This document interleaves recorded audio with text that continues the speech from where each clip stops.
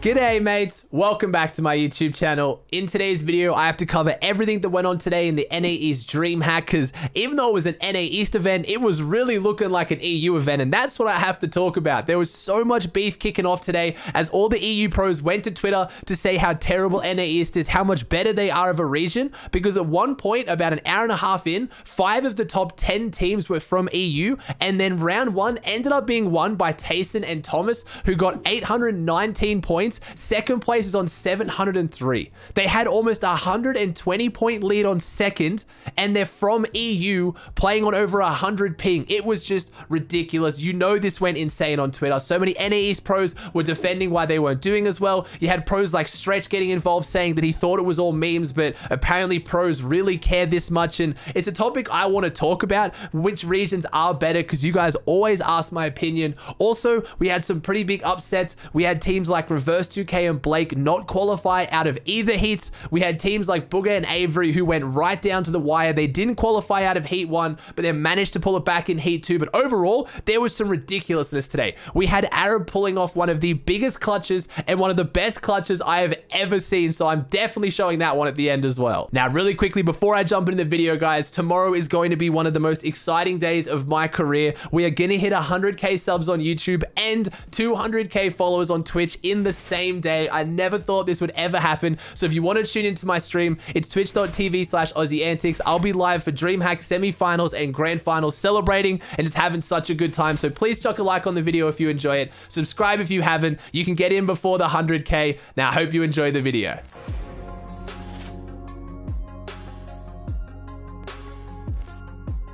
So if we take a look at the leaderboard, you can see why all this EU versus NA drama kicked off. You have 3 teams in the top 10 being EU, and then you had first place being EU. So this kind of kicked off a little bit with Fray on Twitter. He tweeted, "I don't want to hear NA as the better region ever again. You guys let EU take first place in your opens. That would never happen other way around." Now, you had other pros come into this, like NA pros like Calc, who said Tayson is the best player in the world by far and won 2 of your region's FNCSs back-to-back. Of course, he can do good in opens. And now this is where this kind of debate kicks off. The thing for me that is really hard to judge with this is always the time zone discrepancy. This is what gets kind of crazy. So because EU happened so early for NA East, you see less NA East pros play in the EU tournaments, but you see more of the EU players play in NA. And hear me out. The evidence I have for this that I think backs it up really well is last time in the DreamHack for EU, which happened last week, Heat 2 actually had a higher qualification points than Heat 1. And this has never in the history of DreamHack happened except for in EU, because the NA East players that wake up, they go and play Heat 2. They don't play in Heat 1. There's every other region. Heat 1 always has higher points to qualify, and then Heat 2 has less because a lot of the good players have already qualified and they can't play Heat 2, so there's worse players playing in Heat 2. But at the same time, honestly, EU does make a ridiculous claim right now for being better than NA East with how well they perform in these tournaments. Even with that taken into account, it is still ridiculous how well EU do, because I know people are saying, yeah, it's just opens, but if you look at their match history, they won 5 games out of 9 matches. And as much as I feel like there was actually someone who responded to Stretch's tweet that put this the best, Stretch was saying that he thought this whole discussion was just a meme. Why do people actually care which region is better? And then someone commented, those are the best debates to have when it is so close, because really whoever you talk to is going to have a different debate for whether NA is better than EU. If you ask my opinion, how I always define it, EU I think is honestly way better mechanically right now. Their average player, and especially their pros, are way stronger mechanically.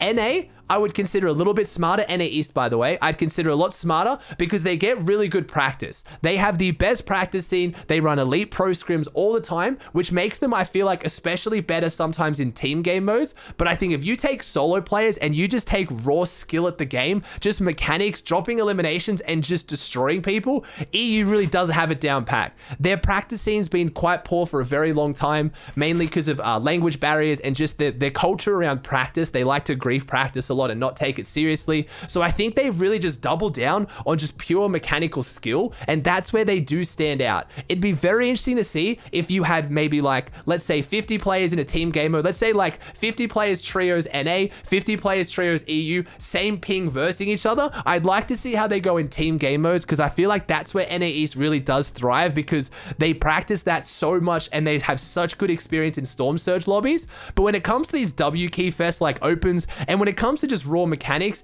EU does pop off, and that's how they have these big performances in tournaments. At the same time though, people are never going to be able to decide. I come from a region in OCE that's really small. They always get flamed. Stretch even flamed OCE on Twitter out of nowhere, which sparked up a bit of a debate. Repulse God got involved. But honestly, for me, EU's the bigger region. They have more players. So statistically, it's safe to assume that they're better, because when you have more people, the average is going to have better players to go up to the top, because there's just more of them. It's the same reason why a country, again, like Australia, doesn't do as well in the Olympics as a country like America. We have like 1/15 of the population. Of course, we have less phenomenal athletes, because statistically it just doesn't make sense, right? But then still, that doesn't mean you should take it away from them. And honestly, I think it's a fun debate to have, but at the end of the day, EU showed up, they performed, they made the game so exciting, because this is why DreamHack is still so great. Whether you agree with region locking or not, it's so good to watch all the best players from all the regions come and play. That's why NA East is nuts, because you have all the EU players, you have a whole bunch of NA East pros, you have NA West pros, even some other regions get involved, and it's just so exciting to watch either way. So I don't think this debate should take away from the insane gameplay. If anything, it just makes it more exciting. We have semis and grand finals tomorrow. Imagine Tayson's team manages to go on, make grand finals, and then place. It would just be so exciting.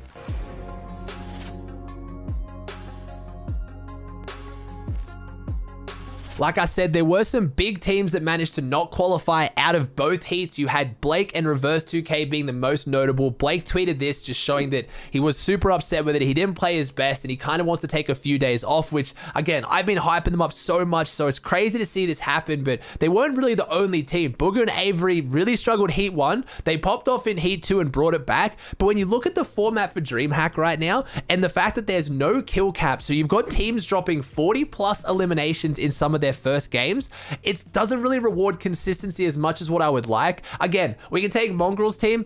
They qualified based off 2 games. So to get 500 points, they pretty much dropped 2 games where they got 30 to 40 eliminations, and out of their 10 games, that was enough to qualify them already. So in 2 of their games, they had over 500 points, but then in their 10 games, they finished on just over 600. So I would argue that honestly, right now, as much as I love watching DreamHack, it's super exciting. People are going crazy. I really don't think that the format is the greatest, especially in those first few games where skill-based matchmaking hasn't kicked in yet. There's teams dropping 40 bombs on what do look like complete bots, and I feel bad saying that, but I don't want to excuse some of the teams that didn't qualify. I think Reverse 2K and Blake did underplay, but honestly, in that format, it's quite hard to be consistent. All it takes is a few poor games and you won't be able to qualify.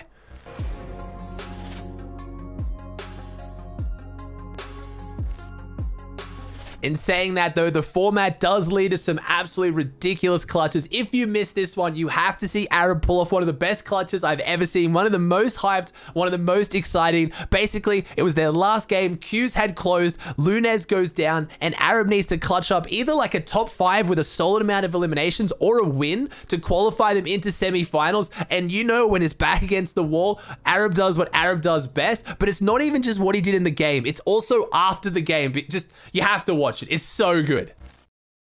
A lot of people are dying. Just got another placement. Nice, Arab. 150 wood. 1v2. Luna! 1v1. 1v1.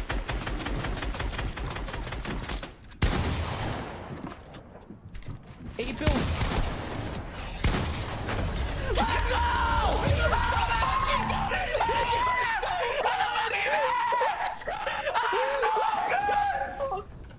I just woke up my mom. I just woke up my mom. My mom is gonna flip. Oh my god, mom, I'm so sorry. I'm so sorry. I'm so sorry, guys. I forgot you guys are asleep. I forgot you guys are asleep. My mom's freaking out. Oh my god, mom, I love you. No, I just did the best thing I've ever done in my life. Good night. Now, that clip doesn't even do it justice. You have to go to his VOD. I'll put the link in the description down below. It's at about 8 hours and 14 minutes in. He survives the entire endgame, gets so many eliminations, and it's honestly one of the best plays I've ever seen. But I wanted to show the reaction too because, man, it just shows Arab is the absolute god entertainer. Please go and subscribe to his channel as well. He definitely deserves it. Alright guys, that does it for another video. What I think is my last video before I hit 100k subs on YouTube. I want to say just thank you so much. Please chuck the like on the video if you haven't. Please subscribe if you haven't either. It would mean so much to me. I hope I see you tomorrow in my stream, twitch.tv/Aussie Antics. We're going to be celebrating. It's going to be a great time, and thank you so much for this, guys. I'm going to do a proper 100k celebration. If you guys have been in the stream, you know what's coming. It's going to be exciting, so I hope to see you there. Thank you so much for watching. I'll see you in the next one.